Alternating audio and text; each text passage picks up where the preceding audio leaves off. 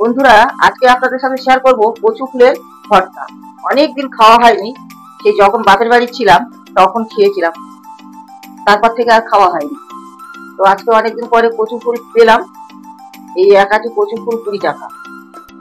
কচু ফুলগুলো এইভাবে কেটে ভেতরে এই ফুলগুলো বার করে নিতে হবে। এভাবে কেটে দিয়ে এই ফুলটা বার করে নিতে হবে। সবকটা ফুল এইভাবে কেটে বার করে নেবো। এইভাবে ঢিলা করে নিতে হবে, না ছিঁড়ে যাবে। এই যে সব বার করে নিলাম। আর একটা জিনিস আমি আপনাদেরকে দেখিয়ে দিই, কচু ফুলটা ছোট ছোটই কাটবো। এই যে কাটা হয়ে গেছে। এবারে এখান থেকে এটা মুখে দিয়ে বাজালে এটা বাঁশির মতন বাজবে। এবার দেখুন, এটা দিয়ে বাঁশি বাজাবো।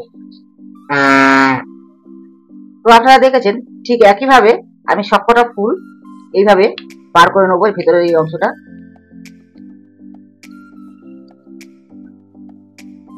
কচু ফুলগুলো ঠিক এরকম ছোট ছোট সাইজের কেটে নিয়েছি। আর এদিকে জল গরম বসিয়ে দিয়েছি, সামান্য একটু ভাপিয়ে নেবো। সেদ্ধ করারও দরকার নেই, একটুখানি ভাপিয়ে নিচ্ছি যাতে এর যে কষটা আছে কষটা বেরিয়ে যাবে।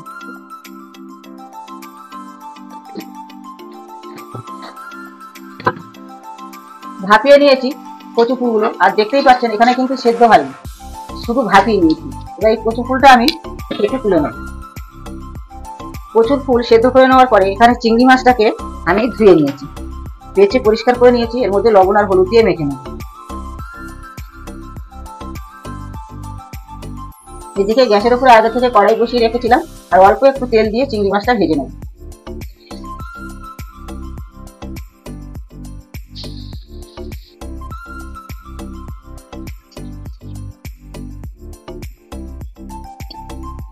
চিংড়ি মাছ ভেজে নিয়েছি, সেই কড়াইতে আরো একটু সর্ষে তেল দিয়ে দেবো।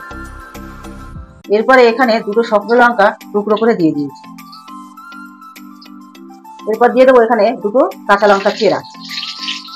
এরপর এখানে 4-5টা রসুন কোয়া ছেটো করে দিয়েছি, সেটা দিয়ে দেবো। এরপর মাঝারি সাইজের একটা পেঁয়াজ কুচিয়ে রেখেছিলাম, সেটা দিয়ে দিলাম। এরপর দিয়ে দেবো এখানে কচুর ফুল।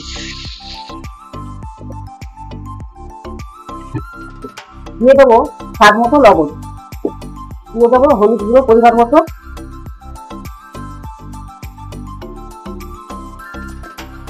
এরপর চিংড়ি মাছটা দিয়ে দেবো।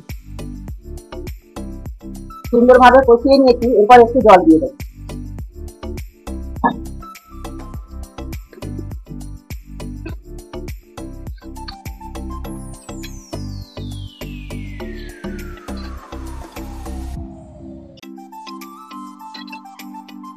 চিংড়ি মাছ দিয়ে কচুর ফুল রেসিপি একদম কমপ্লিট হয়ে গেছে। একটা পাত্রে নামিয়ে নেব। তো বন্ধুরা, চিংড়ি মাছ দিয়ে কচু ফুলের রেসিপি ভিডিওটি কেমন হলো আপনারা অবশ্যই কমেন্ট করে জানাবেন। আর একবার হলো এভাবে আপনারা বাড়িতে বানিয়ে খেয়ে দেখুন, কাকে বলে কচুর ফুলের রেসিপি।